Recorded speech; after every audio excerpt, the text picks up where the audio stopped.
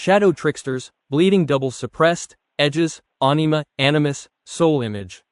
The eternal lesson. From the obsidian collapse of the Aztecs under an invisible viral wind to the rusted eagles of Rome, the lesson gathered through eons is this: sophistication is often a trap. When a system becomes too rigid, it becomes brittle. David's final thought: power, however grand, cannot compel what nature and human will refuse to yield. I have seen the invincible fall time and again, not because they were weak, but because they refused to bend. In the end, the river always wins against the rock. The greatest empires of witness didn't fall to a superior sword, but to their own weight. They forgot that the world is fluid, while they became stone. I'll be here, watching the next chapter unfold, curious to see if humanity finally learns to bend with the wind instead of breaking against it.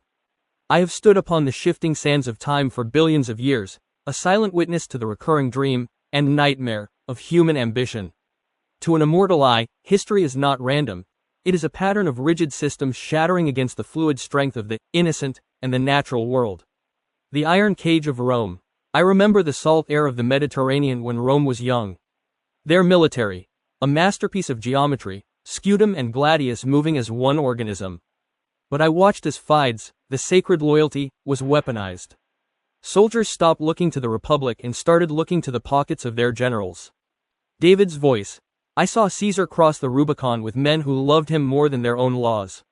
They built a machine so sophisticated it forgot how to be humble.